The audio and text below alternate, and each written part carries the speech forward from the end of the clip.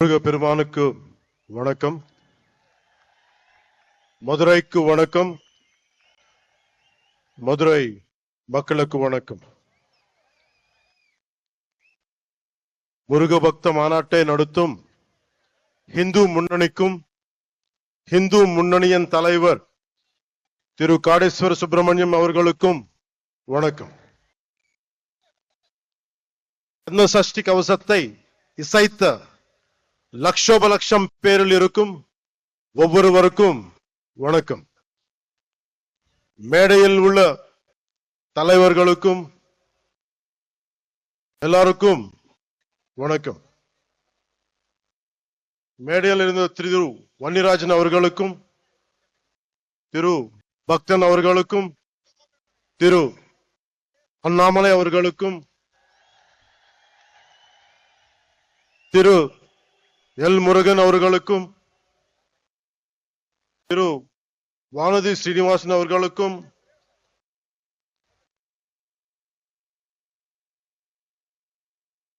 முன்னாள் ஆளுநர் மேதகு தமிழிசை அவர்களுக்கும் வணக்கம்.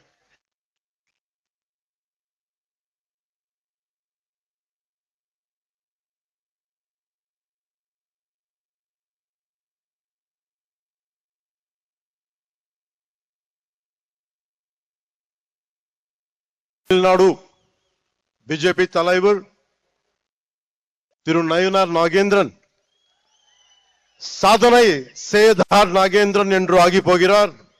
அவருக்கு என் வணக்கம்.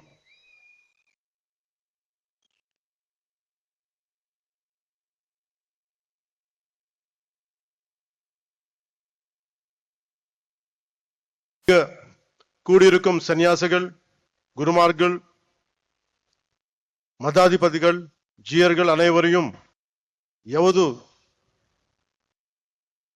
தினம் தொல்த்தி தலை வணங்குகிறேன்.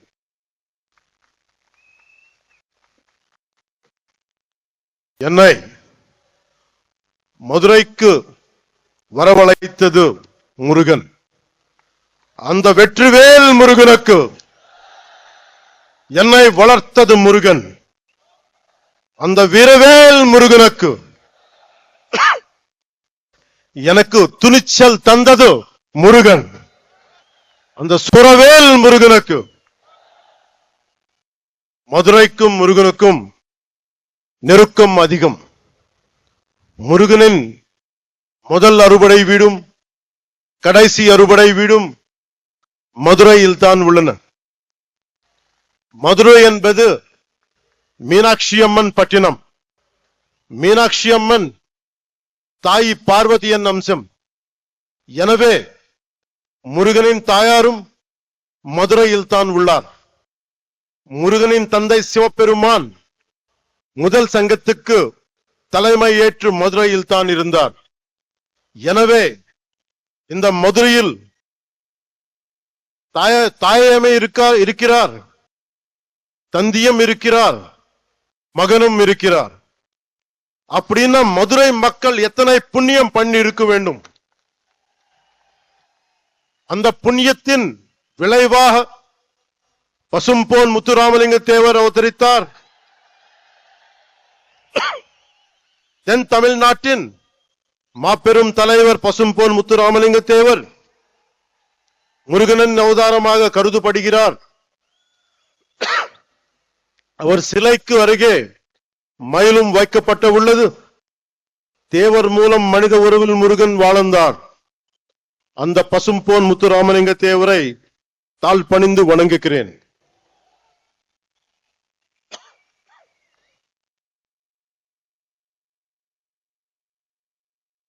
இப்போது மதுரையில் நடத்த ஒரு நிகழ்வை சொல்ல போகிறேன். இன்று மீனாட்சி அம்மன் கோயிலுக்கு போறோம், அருளை பெருக்கிறோம், குங்குமம் பெருக்கிறோம், பிரசாதம் கிடைக்கிறது. ஆனால் இந்த தலைமுறைக்கு தெரியாத ஒரு விஷயத்தை சொல்ல போகிறேன். ஒரு காலத்தில் மதுரையே இருண்டு கிடந்தது. நமக்கு ஒளி கொடுக்கும் மீனாட்சி அம்மன் கோயிலில் ஒளி இல்லை. நமக்கு சிந்தூர் கொடுக்கும் மீனாட்சி அம்மன் கோயிலில் சிந்திருப்புக்கு ஆள் இல்லை, எந்த ஒளிப்பாடும் இல்லை. கோயில் நொறுங்கி போய் இருந்தது. ஏன் தெரியுமா? 14ஆம் நூற்றாண்டு தொடக்கத்தில் மதுரையை மாலிக் கஃபூர் லூட் பண்ணினான். அதன் பிறகு 60 வருஷங்களுக்கு மீனாட்சி அம்மன் கோவிலில் விளக்கு இல்லை. மீனாட்சி அம்மன் கோயில் மூடப்பட்டிருந்தது. அது மதுரையின் இருண்ட காலம். 14ஆம் நூற்றாண்டின் முடிவில் மதுரையில் மீண்டும் ஒளி பிரிந்தது. அந்த ஒளி விளக்கை ஏற்றி வைத்தார் விஜயநகர இளவரசர் குமார கம்பனன். இதுல இருந்து என்ன தெரிந்தது? நமது நாட்டு நம்பிக்கைக்கு அழிவில்லை, அதுவும் யாராலும் அழிக்க முடியாது. நமது கலாச்சாரம் ரொம்ப ஆழமானது, நம்மை அசைக்க யாராலும் முடியாது. கன்னியாகுமரியில் இருந்து காஷ்மீர் வரை நமது அறம் ஆழமாக இருந்தது. அது இன்றும் ஆழமாக இருக்கிறது, இனியும் ஆழமாக இருக்கும். இதுதான் இந்த தெய்வீக பூமியின் பலம். முருகனின் வடிவத்தில் நமது அறம் தொடர்ந்து தலைக்கிறது. அறம் என்பது என்ன? உலகை தீமை சூழும் போது அதை அறுப்பது அறம். எல்லோரையும் சமமாக பார்ப்பது அறம். தீவர்களை செய்வது அறம். தீவர்களை வதம் செய்வது அறம். அதன் பெயரே புரட்சி. அது செய்பவரே புரட்சி தலைவர். எனவே உலகின் முதல் புரட்சி தலைவர் முருகன் பெருமாள். நம்ம எல்லோரும் இங்க வந்தது ஒரே ஒரு கடவுளுக்காக, புரட்சி தலைவர் முருக பெருமானுக்காக, உலகின் முதல் புரட்சி தலைவருக்காக. அநீதியை அழித்ததால் அவர் புரட்சி தலைவர். சமமாக நடத்தியதால் அவர் புரட்சி தலைவர். அந்த வெற்றிவேல் முருகனுக்கு, அந்த வீரவேல் முருகனுக்கு, அந்த சுரவேல் முருகனுக்கு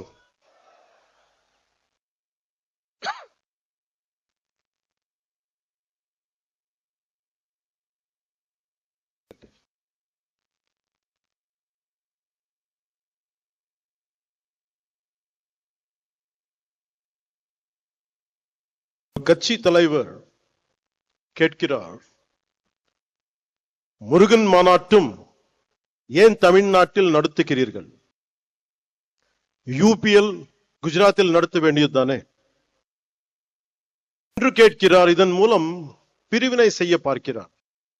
இது போல் சில கேட்கிறார்கள். இன்று முருகை நோக்கி கேட்கிறார்கள், நாளை சிவபெருமானை பார்த்து கேட்கலாம், அம்மனை பார்த்து கேட்கலாம். இந்த சிந்தனை மிக மிக ஆபத்தானது. அதை பற்றி சொல்கிறேன். இந்த சிந்தனை ரொம்ப காலமா இருந்தது. அதை பற்றி சொல்கிறேன். நான் 14வது வயதில் சபரிமலைக்கு போனவன். தைப்பூசத்துக்கு திருத்தணிக்கு போவதை பார்த்தவன். நான் சென்னை மயிலாப்பூர் படித்த போது நெற்றியல் பட்டையுடன் ஸ்கூலுக்கு போனவன். சிறிது காலத்திலே மாற்றம் தெரிந்தது. அடுத்த 10 ஆண்டுகளில் நெற்றியல் விபூதி பூசுவதை கேள்வி கேட்டார்கள். எனவே என் 14வது வயதிலேயே இந்த விதமான கேள்விகளை எதிர்கொண்டவன். எல்லோருக்கும் இந்த எக்ஸ்பீரியன்ஸ் இருக்கும். அதை நாம் பெருத்துப்படுத்தவில்லை. காரணம், நம் இந்துக்கள் செக்குலரிஸ்ட். கிறிஸ்தவராக இருக்கலாம், ஒரு முஸ்லிமாக இருக்கலாம். ஆனால் ஒரு ஹிந்துவாக இருந்தாலே இவர்களுக்கு பிரச்சனை. ஒருவன் ஹிந்துவாக இருந்துவிட்டால் அவன் மதவாதி. இதுதான் இவர்களது போலி செக்குலரிசம். நம்பிக்கையை கொண்டாட எனக்கு உரிமை உள்ளது. அதை கேட்க நீங்கள் யார்? உங்கள் நம்பிக்கையை நாங்கள் கேள்வி கேட்கவில்லை. அதே நாகரிகத்தை நீங்கள் கடைபிடியுங்கள். என் மதத்துக்கு மரியாதை கொடுக்கு விட்டாலும் பரவாயில்லை, அவமரியாதையை செய்யாதீர்கள். முருகனை பற்றி கேள்வி கேட்கும் நீங்கள் அரேபியாவில் இருந்து வந்த மதங்கள் பற்றி இதே கேள்வியை நீங்க கேட்க முடியுமா?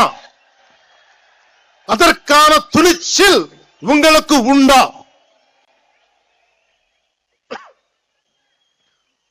அதனால சொல்ற, சீண்டி பார்க்காதீர்கள்.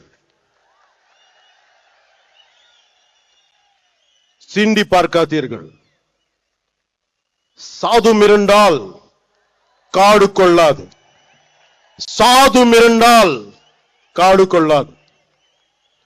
సజ్జనుడికి కోపం వస్తే, సహనంతో ఉన్నవాడి కోపం వస్తే వాడిని ఆపటం ఎవరి తరం కాదు.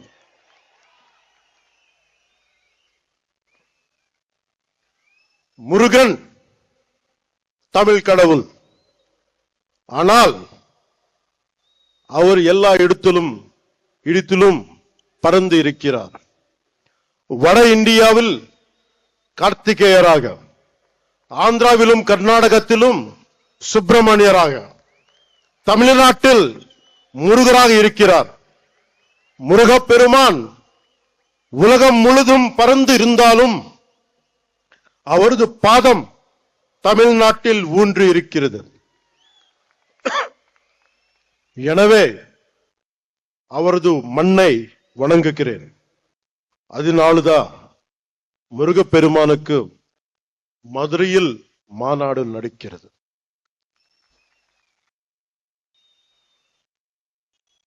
அதனால்தான் இந்த மாநாட்டுக்கு நாம் எல்லாமே வந்திருக்கிறோம். இங்கு சிலர் நிறத்தை வைத்து அரசியல் செய்கின்றனர். நமக்கு நிறத்தில் எந்த பேதமும் இல்லை. கிருஷ்ண பகவான் கருப்பு, காளி மாதா கருப்பு. நாம் நிறத்தின் வழியாக பார்ப்பதில்லை, அகத்தின் வழியாக பார்க்கிறோம். ஆனால் இங்கு கருப்பு நிறத்தை வைத்து கடவுளை சீண்டும் கூட்டம் உள்ளது. நம்மை இணைக்கும் முருகனை சீண்டி பார்க்கிறது ஒரு கூட்டம். கந்த சஷ்டி கவசத்தை கிண்டல் செய்தனர். அவர்களுக்கு கிண்டல் செய்யும் உரிமை உள்ளது. அந்த உரிமையும் ஜனநாயகம் கொடுத்துள்ளது. அவர்கள் என் கடவுளை கேலி செய்தனர், என் கலாச்சாரத்தை கேலி செய்தனர், என் பண்பாட்டை கேலி செய்தனர், என் பார்வையை கேலி செய்தனர். கேட்டால் இதுதான் செக்குலரிசம் என்பார்கள்.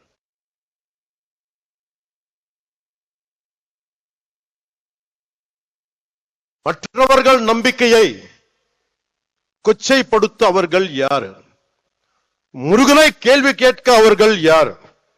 அறத்தை அசைத்த பார்க்க அவர்கள் யார்? அவர்களால் மற்ற மதங்கள் பற்றி இது போல பேச முடியுமா? அரேபியாவிலிருந்து வந்த மதங்கள் பற்றி அவர்களால் இப்படி பேச முடியுமா? நம் மதத்தை பற்றி மட்டும் ஏன் இப்படி பேசுகிறார்கள்? நாம் அமைதியானவர்கள், எல்லாவற்றையும் சகித்துக் கொள்ள கூடியவர்கள். மீனாட்சி அம்மன் கோவில் 60 ஆண்டுகள் மூடி கிடந்தும் பார்த்து கொண்டுதானே இருந்தோம். அந்த துணிச்சலால் பேசுகிறார்கள். பொறுமை என்பது கோழைத்தனம் அல்ல. இங்கு உள்ள முருக பக்தர்கள் அனைவரும்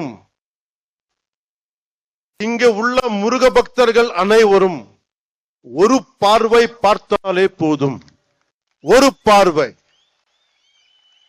நம்ம கடவுள்னு திட்டுறது கூட்டம், நம்ம கடவுள்னு திட்டுறது கூட்டம் காணாத கூட்டம் ஆகிவிடும். சிவபெருமானை நெற்றிக் கண்ணை திறந்த பூமி இது.